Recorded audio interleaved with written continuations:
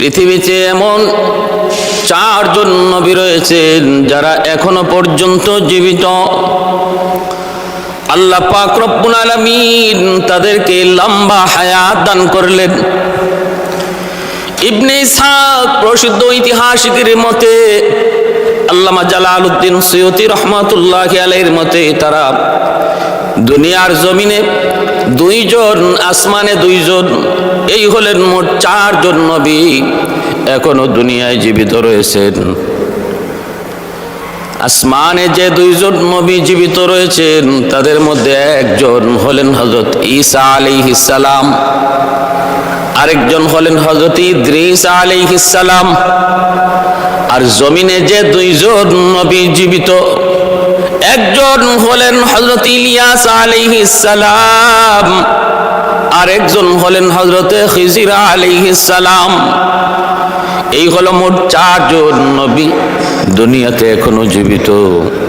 আল্লাহ পাক রব্বুল আলামিন তাদেরকে লম্বা হায়াত দিলেন, কিয়ামত পর্যন্ত তারা দুনিয়াতে থাকবেন।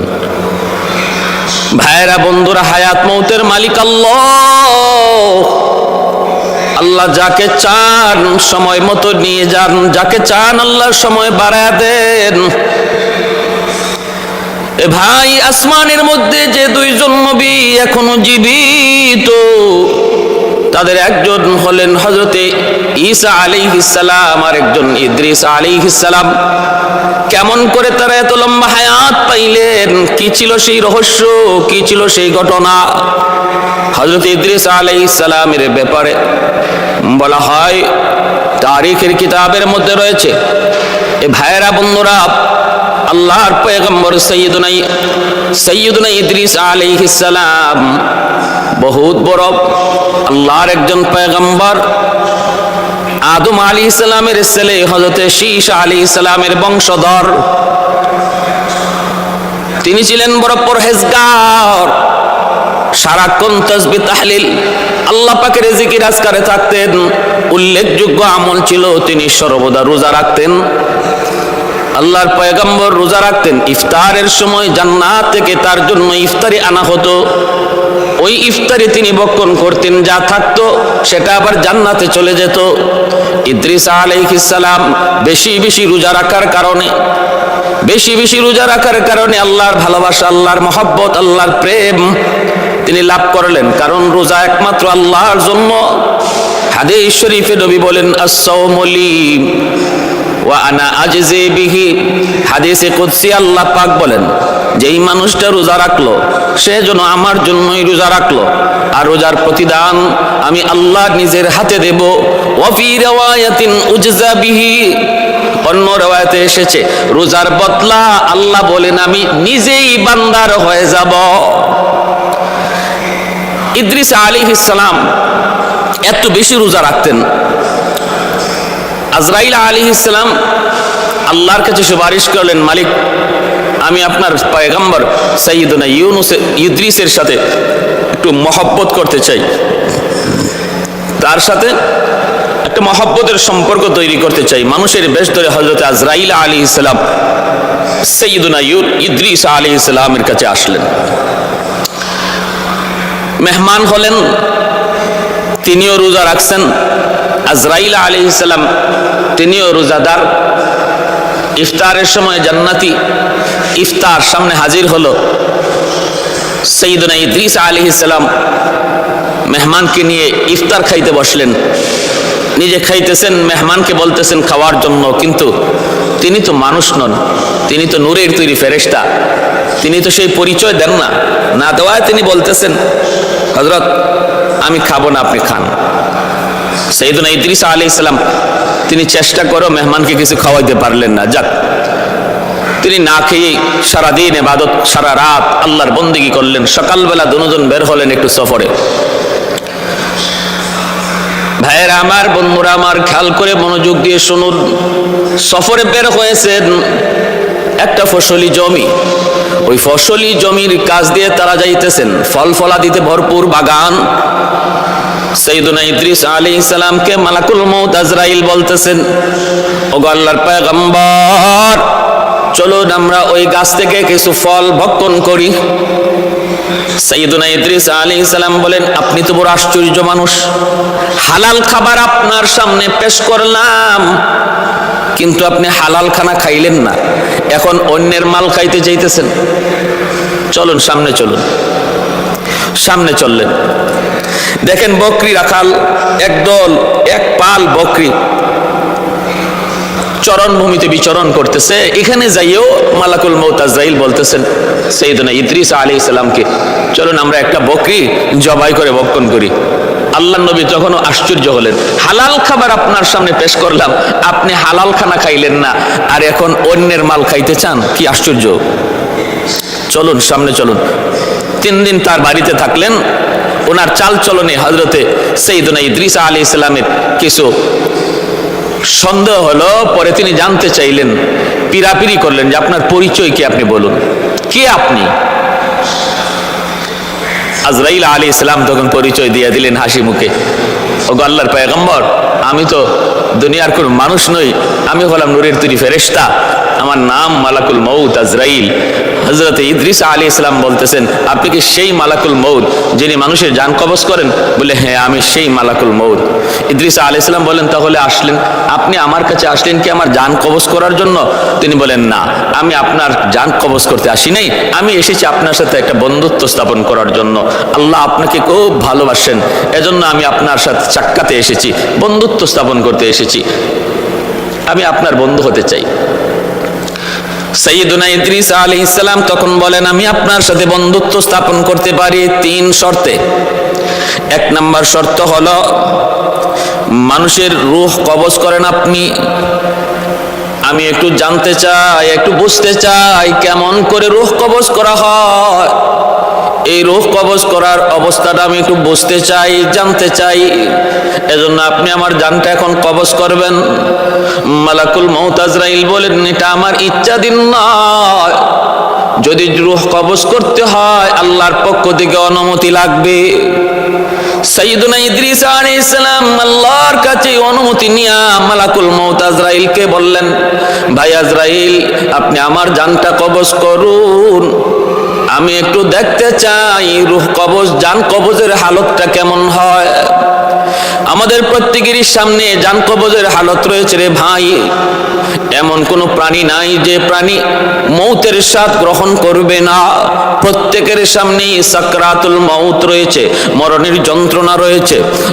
আজরাইল আলাইহিস সালাম তখন তিনি প্রস্তুতি নিলেন, নবীকে বললেন, নবী গো আপনি প্রস্তুত হন। তারপরে রূহটা কবজ করলেন, আবার রূহটা তাকে দিয়া দিলেন। এরপরে আজরাইল আলাইহিস সালাম বলতেছেন, আল্লাহর পয়গম্বর বলুন তো আপনার কাছে কেমন লাগলো, জান কবজটা কেমন লাগলো, কেমন বুঝলেন? সাইয়্যিদুনা ইদ্রিস আলাইহিস সালাম বলতেছেন, ভাই মালাকুল মউত আজরাইল, আমি কি বলবো, শুধু এতটুকু বলতে পারি, একটা জিন্দা প্রাণীকে জীবন্ত সিলাইয়া তার শরীরে লবণ দিলে যেই পরিমাণ ব্যথা হয়, জিন্দা প্রাণীকে জীবন্ত চামড়া সিলাইলে যেই পরিমাণ যন্ত্রণা হয়, এর চেয়ে বেশি যন্ত্রণা আমি অনুভব করেছি। সুবহানাল্লাহ। ভাইরা বন্ধুরা, জন্ম মালাকুল মউত আজরাইল বলেন, নবী গো, এটা তো আসল কোন রূহ কবজ ছিল না, এটা ছিল শুধুমাত্র আপনাকে একটু দেখানো, এটা তো আসল রূহ কবজ নয়। আসল রূহ কবজের চেয়ে আরো কঠিন, এর চেয়ে আরো কঠিন। আমার নবী রহমতের নবী, মায়ার নবীর সামনে যেদিন মালাকুল মউত আজরাইল এসেছিলেন, তিনি আল্লাহর নবীর সিনা মোবারকের উপরে হাতটা রেখেছিলেন। নবী তখন বলেছিলেন, ভাই আজরাইল, আমার বুকের উপরে তুমি কি রাখছো? তিনি বলেন, নবী গো, আমি আমার হাতটা রেখেছি। আল্লাহর নবী বলেন, ভাই আজরাইল, আমি তো মনে করেছি আমার বুকের উপর তুমি উহুদ পাহাড় চাপায়া রাখছো। এতটা যন্ত্রণা আমার আপনার প্রত্যেকের সামনে রয়েছে, সবার সামনে যন্ত্রণা। প্রাণী মাত্রই তার মরণের স্বাদ গ্রহণ করতে হবে। কুল্লু নাফসিন যায়িকাতুল মাউত, আল্লাহ পাক রব্বুল আলামিন প্রত্যেকটা প্রাণীকে এই মৌতের স্বাদ গ্রহণ করার ঘোষণা দিয়ে রাখছেন। এরপরে সাইয়্যিদুনা ইদ্রিস আলাইহিস সালাম বলতেছেন, আমার আরেকটা শর্ত হলো আমাকে জাহান্নাম একটু দেখাও, যাতে করে জাহান্নামের আযাব দেখে আমি আল্লাহর ইবাদত, আল্লাহর বন্দেগী, আল্লাহর পাকের পাবন্দি আরো বাড়াইয়ে দিতে পারি। আল্লাহর নির্দেশে সাইয়্যিদুনা ইদ্রিস আলাইহিস সালামকে নিয়ে হযরত মালাকুল মউত আজরাইল জাহান্নাম দেখাইলেন, জাহান্নামের শাস্তি দেখাইলেন। তারপরেই ইদ্রিস আলাইহিস সালাম 3 নাম্বার শর্ত করতেছেন, আমার 3 নাম্বার শর্ত হলো যদি আমার সাথে বন্ধুত্ব করতে হয় 3 নাম্বার শর্ত হলো আমাকে জান্নাত দেখাও, জান্নাতের শান্তি দেখাও, নাজ নিয়ামত দেখাও। যদি আমি জান্নাতের নাজ নিয়ামত শান্তি দেখি তাহলে আমি আল্লাহর বন্দেগী, আল্লাহর গোলামি, আল্লাহর তাসবিহ তাহলিল, আল্লাহ পাকের জিকির আরো বেশি করে করব। আমার ভাইয়েরা বন্ধুরা, সাইয়্যিদুনা ইদ্রিস আলাইহিস সালামকে নিয়ে মালাকুল মউত আজরাইল যখন জান্নাত দেখাইতে গেলেন, জান্নাত দেখাইতে গেলেন, জান্নাতের ভিতরে তিনি ঢুকলেন, নাজ নিয়ামতগুলি তিনি দেখতেছেন। মালাকুল মউত আজরাইল একটু পরে ডাক দিলেন, ওগো আল্লাহর পয়গম্বর এবার একটু বের হয়ে আসুন। তিনি তখন ডাক দিয়া বলেন, ভাই আজরাইল, জান্নাত তো এমন এক জায়গা যেখানে ঢুকলে আল্লাহ পাক কখনো বের করবেন না বলে তিনি ওয়াদা করেছেন। ওয়াদা, জান্নাতের ভিতরে আল্লাহ যারা একবার ঢুকাবেন সে আর বের হবে না। এর আগে মৃত্যুর স্বাদ, আল্লাহ বলেন প্রতিটা মানুষকে, প্রতিটা প্রাণীকে মৃত্যুর স্বাদ গ্রহণ করতে হবে, আমি তাও করেছি। দ্বিতীয় বলেছেন জাহান্নাম না দেখে কেউ জান্নাতে যেতে পারবে না, আমি তাও করেছি। এবার আমি জান্নাতের ভিতরে ঢুকে পড়েছি। আল্লাহ পাকের ওয়াদা, আল্লাহ যারে জান্নাত দেয় কখনো আর জান্নাত থেকে বের করে না। জাহান্নামীকে আল্লাহ জাহান্নাম থেকে জান্নাতে দেয়, কিন্তু কোন জান্নাতীকে আল্লাহ পাক আর জাহান্নামে ফেরত দেয় না, জান্নাত থেকে বের করে না। প্রতিটা জায়গায় আল্লাহ জান্নাতের বিবরণ দিয়ে খালিদিনা ফিহা বলেছেন। অতএব আমি আর বের হব না, আমি আর বের হব না। জান্নাত থেকে বের না করার ওয়াদা তো আমার আল্লাহর। মালাকুল মউত আজরাইল আল্লাহর কাছে এইবার আল্লাহর কাছে জানতে চাইলেন, নালিশ দিলেন, মালিক তোমার পয়গম্বর জান্নাত দেখার নিয়ত কইরা জান্নাতে ঢুকছে, এখন কই বের হবে না, এখন কই বের হবে না। আল্লাহ পাক রব্বুল আলামিন তখন বলতেছেন, এর মালাকুল মউত আমার পয়গম্বর যা বলেছে তো ঠিক বলেছে। জান্নাতে যে একবার ঢুকে তারে আমি আর বের করি না, সে তো ঢুকে গেছে, যদি নিজের ইচ্ছায় বের না হয় তারে বের করার কোনো সুযোগ নাই। তুমি চলে যাও, আমার পয়গম্বর ইদ্রিস জান্নাত ঘুরে ঘুরে দেখবে। এই যে মালাকুল মউত চলে আসলেন আর সাইয়্যিদুনা ইদ্রিস আলাইহিস সালাম জান্নাতে ঢুকলেন। আজও পর্যন্ত তিনি জান্নাতে ঘুরে বেড়াইতেছেন, জান্নাতে ঘুরে বেড়াইতেছেন। এজন্য ভাইরা সাইয়্যিদুনা ইদ্রিস আলাইহিস সালাম কিয়ামত পর্যন্ত তিনি জান্নাতেই ঘুরে ঘোরাঘুরি করেন, জান্নাতের ভিতরে বিচরণ করেন। এই হলো একজন পয়গম্বর, যিনি পয়গম্বর হইয়া তিনি এখনো পর্যন্ত জীবিত, তাও কোনো দুনিয়ার জমিনে নয়, তাও আসমানের এমন এক জায়গা যেটা হলো জান্নাত, জান্নাতের ভিতরে তিনি এখনো আছেন। এ ভাই খেয়াল করে মনোযোগ দিয়ে শুনো। 2 নম্বরে হযরত ঈসা আলাইহিস সালাম তিনাকে আল্লাহ পাক আসমানে তুলে নিয়েছেন। ঈসা আলাইহিস সালাম এখনো জীবিত, আসবেন এক সময়, কোন সময়? শেষ জামানায়। শেষ জামানায় দাজ্জালের সাথে জিহাদের জন্য, দাজ্জালকে প্রতিহত করার জন্য ঈসা আলাইহিস সালামের আগমন হবে। ভাইরা বন্ধুরা, এজন্য বলতেছিলাম দুজন পয়গম্বরের কথা আল্লাহ পাক কোরআনের মধ্যে বলেছেন। ইদ্রিস আলাইহিস সালামের ব্যাপারে আল্লাহ বলেন, ওয়াজকুর ফিল কিতাবি ইদ্রিস ইন্নাহু কানা সিদ্দীকান নাবিয়্যা ওয়া রাফা'নাহু মাকানান আলিয়্যা। স্মরণ করো আমার পয়গম্বর ইদ্রিসের কথা। আমি তারে ইজ্জত দিয়েছি, সম্মান দিয়েছি এবং তাকে উচ্চ স্থানে উঠায় নিয়েছি। সে ছিল সিদ্দিক, তিনি হলেন সিদ্দিক। আমি তাকে সর্বোচ্চ উচ্চ স্থানে পৌঁছায় দিয়েছি। ঈসা আলাইহিস সালামের ব্যাপারে আল্লাহ পাক রব্বুল আলামিন পবিত্র কোরআনের বিভিন্ন জায়গায় বলেছেন, আমি ঈসাকে উঠায় নিয়েছি। কেন?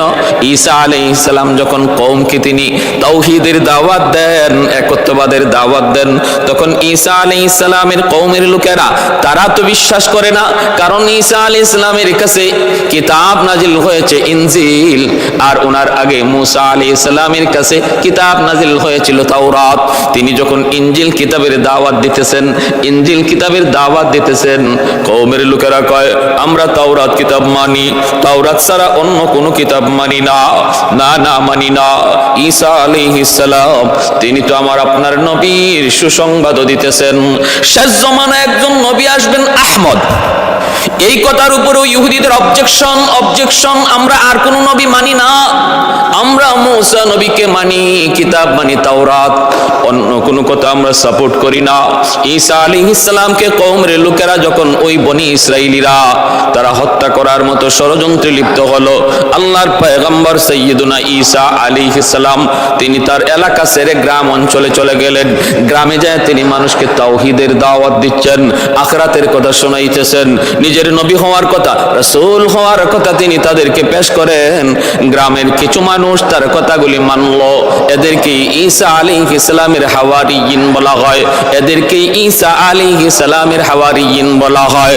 গ্রামের মানুষগুলা কিছু ঈমান গ্রহণ করলো, এরপর ইহুদিরা সমবেত হয়ে ঈসা আলাইহিস সালামকে হত্যা করার জন্য ওনার খুঁজে ওনার তালাশে বের হলো, পেয়ে গেল একটা ঘরের ভিতরে, চতুর্দিক দিয়ে তারা আবদ্ধ করে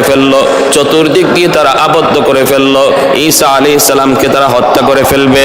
একজন নেতাকে পাঠাইলো, ওই নেতা সে তখন গেল, যায় ভিতরে ঢোকা মাত্রই আল্লাহ পাক রব্বুল আলামিন তারে সাহায্য করলেন। কেমন সাহায্য করলেন, কি ধরনের সাহায্য? যেই নেতা পাঠাইলো ঈসা নবীকে হত্যা করার জন্য, একটু যায় দেখে আসো ঘরের ভিতরে ঈসা আসেনি না নাই। যেই লোকটারে পাঠাইলো ঘরে তালাশ করার জন্য, আল্লাহ পাক রব্বুল আলামিন ওই লোকটাকে ঈসা আলাইহিস সালামের মতো বানায় দিলেন, ওনার ধরন আর আকৃতি আল্লাহ বানায় দিলেন। এই ক্ষমতা আল্লাহর আছে। আল্লাহ চাইলে যে কোনো ক্ষমতা আল্লাহ পাক দেখাইতে পারেন। মানুষকে আল্লাহ পাক রব্বুল আলামিন গাছ বানাইতে পারেন, গাছ থেকে মানুষের কথা আল্লাহ বের করতে পারেন, পশু পাখি থেকে আল্লাহ মানুষের জবান বের করতে পারেন, কখনো কোনো মানুষের সুরত আল্লাহ বানর বানাইতে পারেন, আবার কখনো প্রাণীকে আল্লাহ মানুষের সুরত বানাইতে পারেন। এই ক্ষমতা আল্লাহ পাকের আসেনি না নাই? আল্লাহ পাকের এই ক্ষমতা আছে। ওয়া হুয়া আলা কুল্লি শাইইন কাদির। সকল ক্ষমতার মালিক আল্লাহ, সকল ক্ষমতার মালিক আল্লাহ। বনি ইসরাইলের কিছু মানুষকে আল্লাহ পাক বানর বানাইছিলেন। পবিত্র কোরআনে আল্লাহ পাক সেই ঘটনা উল্লেখ করেছেন। মানুষগুলিকে আল্লাহ পাক বানর বানায় দিয়েছেন, এই ক্ষমতা আল্লাহর আছে। ঈসা আলাইহিস সালাম ঘরের ভিতরে আছেন কি নাই, এই খবর নেওয়ার জন্য যেই মানুষটাকে, যেই নেতাকে তারা ঘরের ভিতরে পাঠাইলো, আল্লাহ পাক রব্বুল আলামিন ওই মানুষটাকে ঈসা নবীর আকৃতি বানায় দিলেন। বেশ কিছুক্ষণ অপেক্ষা করার পর লোকজন তাড়াহুড়া করে সব ঘরে ঢুকে পড়লো। এইদিকে আল্লাহ পাক রব্বুল আলামিন জিবরাইল মারফতে তার পয়গম্বর, তার রাসূল সাইয়্যিদুনা ঈসা আলাইহিস সালামকে তিনি আকাশে উঠায় নিলেন। ওরা ভিতরে ঢুইকা নিজের নেতাকে ঈসা মনে কইরা হত্যা করলো, মারধর করলো। সে বারবার বলতেছে, রে ভাই আমি কিন্তু ঈসা না, কিন্তু ওরা বলতেছে না, কারণ সুরত তো আল্লাহ ঈসা নবীর বানায় দিছেন। এজন্য কওমের লোক বিশ্বাস করে না, মারধর করে হত্যা করে ফেললো, শুলিতে চড়াইলো। এই হলো ঈসা আলাইহিস সালামকে আল্লাহ পাক আকাশে তুলে নেওয়ার ঘটনা। আল্লাহ তুইলা নিছেন আসমানে, আর ঈসা মনে করে ওরা হত্যা করে ফেললো। এজন্য ইহুদিরা মনে করে ঈসা নবীকে ওরা হত্যা করেছে, কিন্তু আল্লাহ কোরআনে বলেন না, আমার ঈসাকে আমি আল্লাহ আসমানে উঠায় নিছি। আজও পর্যন্ত জীবিত, আসবেন শেষ জমানায়, ইমাম মাহদী আলাইহিস সালামের জমানায় ঈসা আলাইহিস সালাম আগমন করবেন, আর তিনি তখন দাজ্জালের সাথে যুদ্ধ করবেন। ইমাম মাহদী আলাইহিস সালাম আসরের নামাজের সময় নামাজটা পড়াইবেন। ওই মুহূর্তে দামেস্কের সেই মসজিদের সাদা মিনারায় আল্লাহর পয়গম্বর সাইয়্যিদুনা ঈসা তিনি তখন ওই মিনারায় নামবেন, সেখান থেকে তিনি আসবেন, মসজিদে ঢুকবেন, আমাদের ইমাম মাহদি তাকে নামাজ পড়াইতে বলবেন, কিন্তু তিনি বলবেন না, আপনি নামাজ পড়ান, কারণ আপনি উম্মতের ইমাম, আমি আর এখন নবী হিসেবে আসি নাই, আমার একটা কাম বাকি রইছিল, কামটা হলো আমার মৌতটা বাকি রইছিল, এই বাকি কাম সম্পন্ন করার জন্য আল্লাহ আমাকে আবার দুনিয়ায় পাঠাইছে, ইমামতি করবেন আপনি, আজ আপনি ইমাম, আমি ঈসারও ইমাম। ঈসা আলাইহিস সালামকে এইভাবে আল্লাহ আকাশে উঠিয়ে দিয়েছেন। তাহলে এই দুইজন পয়গম্বর, সাইয়্যিদুনা ইদ্রিস আলাইহিস সালাম আর সাইয়্যিদুনা হযরত ঈসা আলাইহিস সালাম, ওনারা দুজন জীবিত, এখনো পর্যন্ত জীবিত, জমিনে না আসমানে? আসমানে। এবার আসুন, জমিনে যে দুইজন নবী জীবিত আছেন, তারা কোন কারণে জীবিত, তাদের পিছনে ঘটনা কি, তারা কোথায় আছেন? হযরত খিজির আলাইহিস সালাম তিনি আছেন দুনিয়াতে জীবিত জল ভাগের দায়িত্বে, আর হযরত ইলিয়াস আলাইহিস সালাম তিনি এখনো আল্লাহ পাক তারে জীবিত রাখছেন স্থল ভাগের দায়িত্বে। হযরত খিজির আলাইহিস সালামের ঘটনা আমরা মোটামুটি সবাই জানি, হযরত মূসা আলাইহিস সালামের সাথে তার ঘটে যাওয়া ঘটনা, কিন্তু হযরত খিজির আলাইহিস সালাম ইনি কিভাবে এই লম্বা হায়াত পাইলেন এটা আমরা অনেকেই জানি না। হযরত খিজির আলাইহিস সালাম তিনি ভাইরা, খিজির আলাইহিস সালাম তিনি বাদশাহ ইস্কান্দার, যাকে কোরআনের ভাষায় যুলকারনাইন বলা হয়, এই হযরত বাদশাহ যুলকারনাইন, যাকে আল্লাহ পাক তামাম দুনিয়ার রাজত্ব দান করেছিলেন, যে দুইজন মুমিনকে আল্লাহ তামাম দুনিয়ার বাদশাহী দান করেছিলেন, তাদের ভিতরে একজন হলেন হযরতে বাদশাহ ইস্কান্দার, যেটাকে আমাদের ভাষায় আর কোরআনের ভাষায় যুলকারনাইন, আরেকজন হলেন হযরতে সুলাইমান আলাইহিস সালাম। এই দুইজনকে আল্লাহ পাক রব্বুল আলামিন মুমিনদের ভিতর থেকে তামাম দুনিয়ার বাদশাহী দান করেছিলেন, আর কাফেরদের ভিতর থেকে বুখতানসর আর নমরুদ।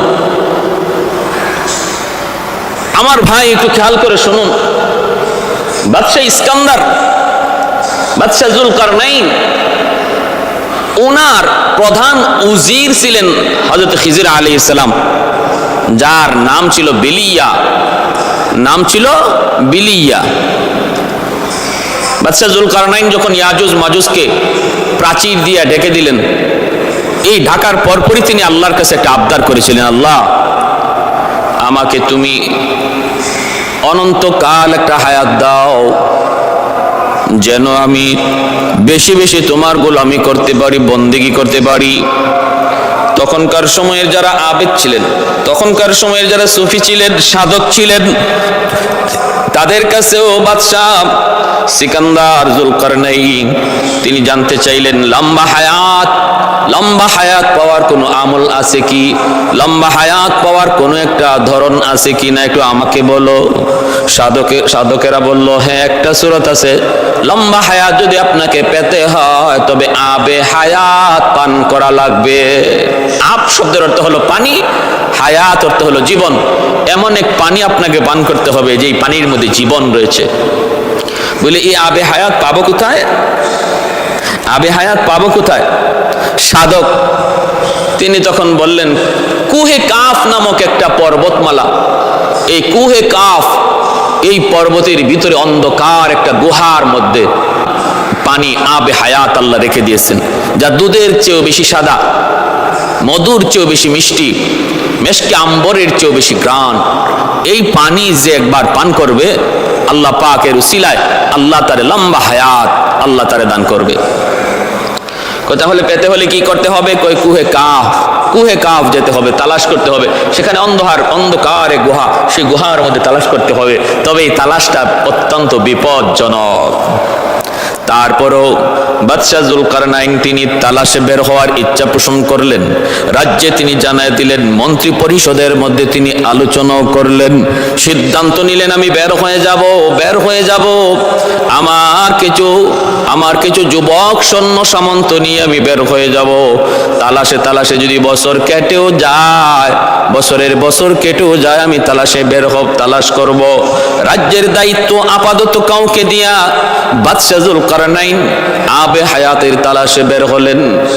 সঙ্গী বানাইলেন কিছু যুবক, কিছু সেনা সামন্তকে, আর প্রধান উজির হযরতে বিলিয়া, প্রধান উজির হযরতে বিলিয়া, যার পরবর্তী নাম ছিল হযরতে খিজির আলাইহিস সালাম, ওনাকে সঙ্গে নিয়ে রওনা দিলেন।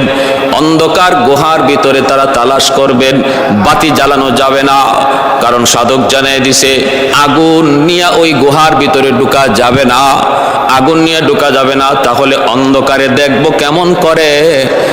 সিদ্ধান্ত নিলেন দামি হীরার টুকরা সাথে নিয়ে তারা বের হবেন, দামি দামি হীরার টুকরা সাথে নিয়ে তারা গুহায় বের হবেন।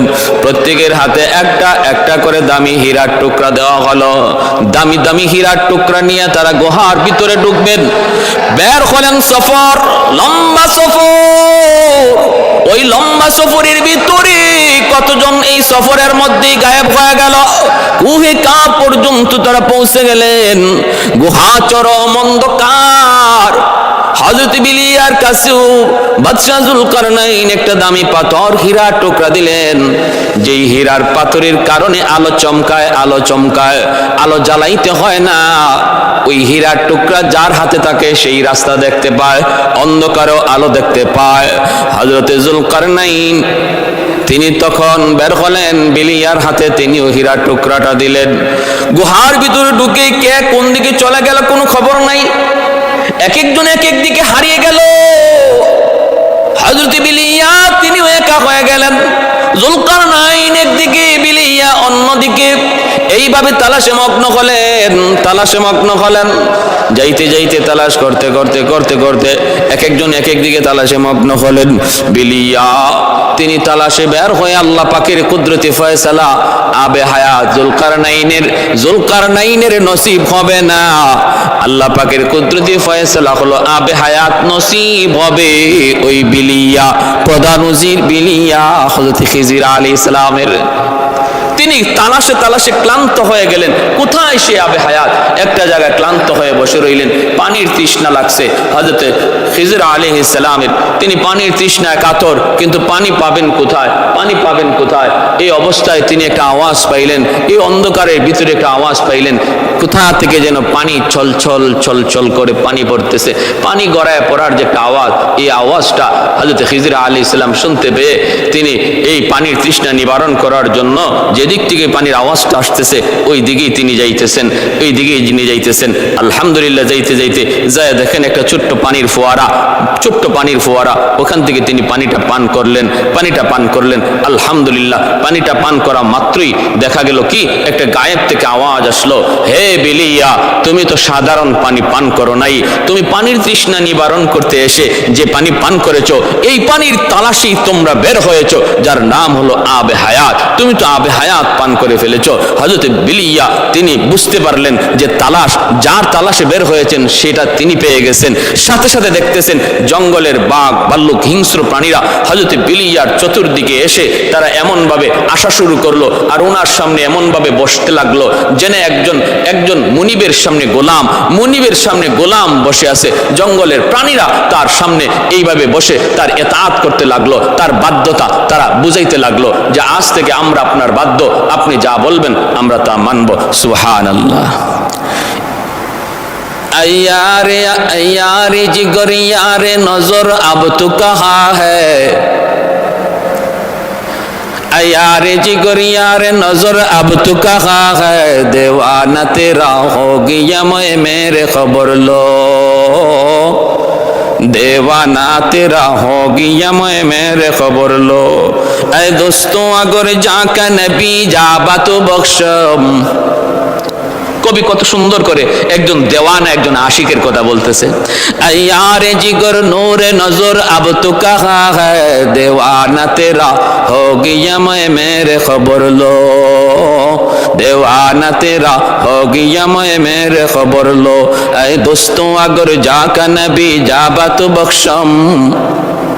ऐ दोस्तों अगर जाका नबी जाबत बख्शम अजाचे अजी दोस्त बगु या बत बख्शम अजाचे अजी दोस्त बगु या बत बख्शम ऐ सल्ली अला आपका फैजान रिसाला ऐ सल्ली अला आपका फैजान रिसाला तो मिस्ल हजरता वो हवारश करेगी ना तो मिस्ल हजरता वो हवारश करेगी ना सदके में तेरे हो गया गो रहबरे उम्मत सदके में तेरे हो गया गो रहबरे उम्मत जो कुफर की जुल्मत से ताइक अब्द कमीना जो कुफर की जुल्मत से ताइक अब्द कमीना अयारी जिगर नूर नजर अब तू कहाँ है देवाना तेरा हो गया मैं मेरे खबर लो देवाना तेरा हो गया मैं मेरे खबर लो।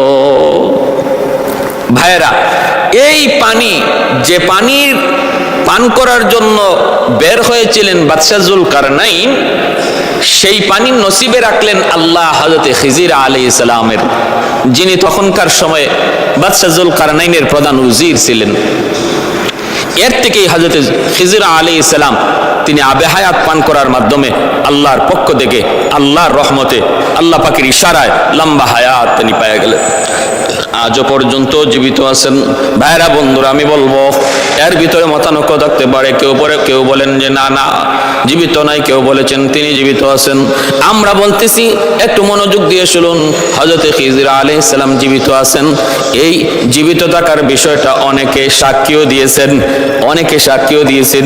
আবু বকর সিদ্দিক রাদিয়াল্লাহু তাআলা আনহুর সাথে আল্লাহর নবীর ইন্তেকালের পর নবীজির দেহ মুবারক যখন মদিনাতুল মুনাওয়ারায় নবী দুনিয়া থেকে বিদায় হয়ে গেছেন, ওই অবস্থায় হযরত খিজির নবীর দেহটা দেখতে এসেছিলেন।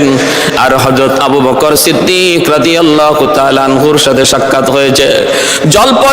জলপথে কোনো মানুষ বিপদগ্রস্ত হয়ে গেলে হযরত খিজির আলাইহিস সালাম তখন বিপদগ্রস্ত মানুষকে উদ্ধার কাজে তিনি সাহায্য করেন। খিজির আলাইহিস সালাম তিনি সাহায্য করেন। বিপদে পড়েছে কোনো মানুষ জলে, তাদেরকে সাহায্য করতে তিনি আগে আসেন। পৃথিবীর জমিনের কোথাও কোনো মানুষ বিপদে আক্রান্ত, খিজির আলাইহিস সালাম তিনি তাদের সাহায্য করেন। ভাইরা এর থেকে হযরত খিজির আলাইহিস সালাম তিনি হায়াত পাইলেন, লম্বা হায়াত। আরেকজন হলেন হযরত ইলিয়াস আলাইহিস সালাম। চারজন নবীর কথা বললাম যারা লম্বা হায়াত পাইলেন, এখনো পর্যন্ত তারা জীবিত। সর্বশেষ হযরত ইলিয়াস আলাইহিস সালাম তিনি বনি ইসরাইলের একজন পয়গম্বর। হযরত ইলিয়াস আলাইহিস সালাম ইনি ওনার কওমকে যখন কালেমার দাওয়াত দেন, তাওহীদের দাওয়াত দেন, কওমের লোকেরা তা মানে না। এটাই স্বাভাবিক, যত নবী যত রাসূল যখনই কওমের সামনে কালেমার দাওয়াত দিয়েছেন কেউ প্রথমে সহজে মেনে নেয় না। শুধু মানে তো নাই, বরং নির্যাতন করে, কটূক্তি করে, বাজে মন্তব্য করে, গালাগালি করে। আল্লাহ কোরআনের পবিত্র কোরআন সূরা ইয়াসিনের মধ্যে বলেন, ইয়া হাসরাতান আলাল ইবাদ মা ইয়াতিহিম মির রাসূলিন ইল্লা কানু বিহি ইস্তাহজিউন।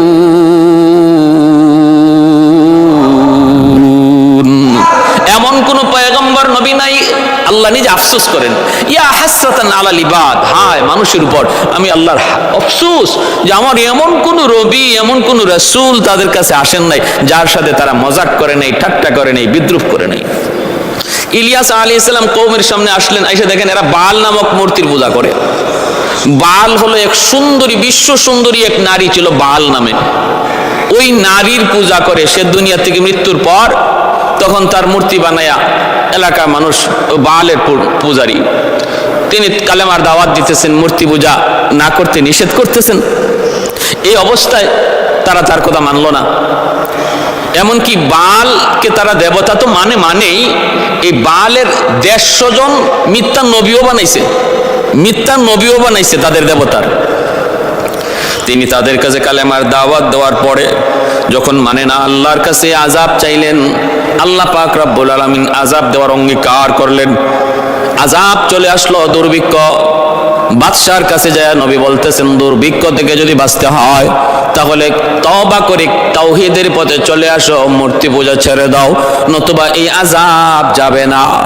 আমার কথা যদি বিশ্বাস না হয়, আমি যে নবী, আমি যে পয়গম্বর, এই কথা যদি বিশ্বাস না হয়, তাহলে আসো প্রমাণ করি।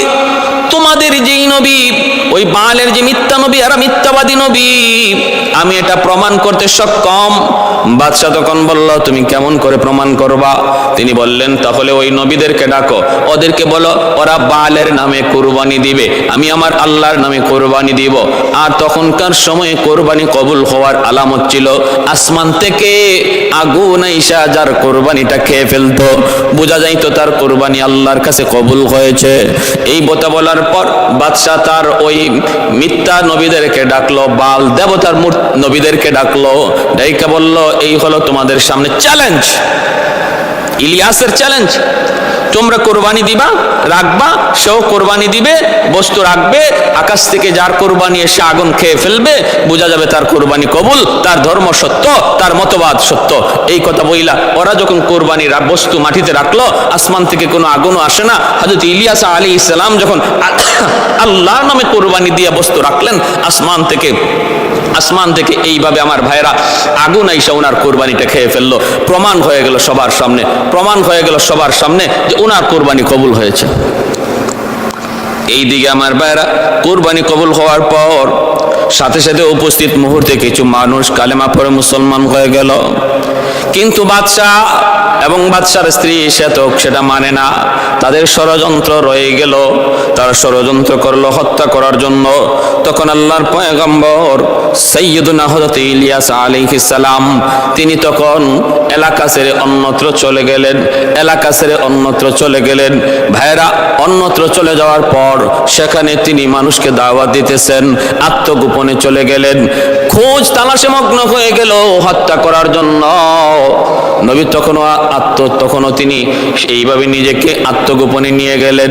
আর এইদিকে আল্লাহর পক্ষ থেকে তাদের উপরে আযাব আসলো, কঠিন আযাব, এমন আযাব আসলো যে আযাবে এমন এক দুরারোগ্য রোগে আক্রান্ত হলো, সবগুলি তারা এই রোগে মারা গেল। আর ইলিয়াস আলাইহিস সালাম তিনি যে আত্মগোপনে গিয়েছেন, সেখান থেকে আর তিনি ফিরে আসেন নাই। আল্লাহ পাক তারে ওইভাবেই আত্মগোপনে রেখে দিয়েছেন, কিয়ামত পর্যন্ত তিনি এইভাবে থাকবেন। শাওয়াহিদুন নবুওয়া নামক কিতাবের মধ্যে একটা ঘটনা বলি।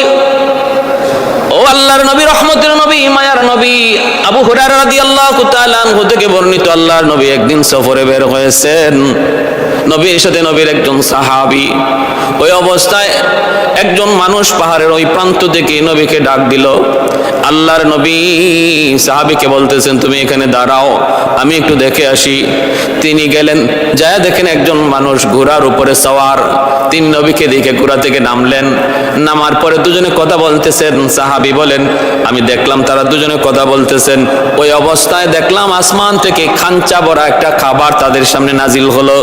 সেই খাবার তারা দুজনে খাইলেন, আমাকেও ডাক দিলেন, আমিও সেই খানায় শরীক হলাম। তারপরে আমি চলে আসলাম। নবী বললেন, তুমি একটু দূরে চলে যাও। একটু দূরে চলে গেলাম, তখন দেখি আকাশ থেকে একটা আবর এসে তারা ওই মানুষটারে আবার নিয়ে গেল, তিনি অদৃশ্য হয়ে গেলেন। আল্লাহর নবীকে আমি জিজ্ঞেস করলাম, নবী গো ইনি কে? আল্লাহর নবী বলতেছেন, ইনি হলেন আল্লাহর পয়গম্বর সাইয়্যিদুনা ইলিয়াস আলাইহিস সালাম, যাকে আল্লাহ পাক রব্বুল আলামিন আত্মগোপনে রেখেছেন। এখনো পর্যন্ত তার মরণ হয় নাই, কিয়ামত পর্যন্ত আল্লাহ তার লম্বা হায়াত দিয়েছেন। ইলিয়াস আলাইহিস সালামকে দায়িত্ব দিয়েছেন স্থলভাগের, তিনি স্থলভাগ বিচরণ করেন। আর খিজির আলাইহিস সালামের দায়িত্ব হলো জলভাগের, তিনি জলভাগ নিয়ন্ত্রণ করেন। ভাইরা বন্ধুরা, এজন্য বলতেছিলাম এই চারজন পয়গম্বর দুনিয়াতে এখনো জীবিত। আর জীবিত থাকার পিছনে রহস্য কি তাও বলে দিলাম। ভাইরা বন্ধুরা, এবার বলুন তো দেখি, হায়াত মউত কার হাতে? বলে আল্লাহর হাতে। কার হাতে? আল্লাহর হাতে। ওই হায়াত মউতের মালিক আল্লাহ। যাকে আল্লাহ হায়াত বাড়ায় দেন, যার হায়াত যেখানে শেষ আল্লাহ তাকে নিয়ে নেন। এটা আল্লাহ পাকের ইখতিয়ার, আল্লাহ পাকের ইখতিয়ার। তবে এই ঘটনা, এর ব্যাপারে মতভেদ আছে। কেউ বলছেন এটা হযরত আল্লামা জালালউদ্দিন সুয়ুতী রহমতুল্লাহ আলাইহি, ওনার মতে যে তারা এখনো জীবিত। কিন্তু আল্লামা ইবনে কাসির, তার তাফসীর ইবনে কাসিরের মধ্যে এগুলাকে তিনি বিশুদ্ধ বলেন নাই। বিশুদ্ধ বলেন নাই। অতএব মতানৈক্য রয়েছে। তাহলে এতে আমাদের কোনো আমলের কিছু নাই যে এটা বিশ্বাস করার দ্বারা আমার ঈমান থাকবে না, অথবা বিশ্বাস না করলে আমার ক্ষতি হয়ে যাবে, এমন কিছু না। তবে আল্লাহর কাছে কোনো কিছু অসম্ভব নয়। আল্লাহ পাক সব পারেন, আল্লাহ পাক সব পারেন। প্যারে হাজিরিন, এজন্য আল্লাহ আমাদের সবাইকে আল্লাহ পাকের কুদরতের উপর সর্বদা বিশ্বাস করে চলার এবং আল্লাহ পাকের কুদরতকে মান্যা চলার তৌফিক আল্লাহ আমাদের সবাইকে দান করুন। আল্লাহ পাকের শুকর গুজার হওয়ার তৌফিক আল্লাহ দান করুন।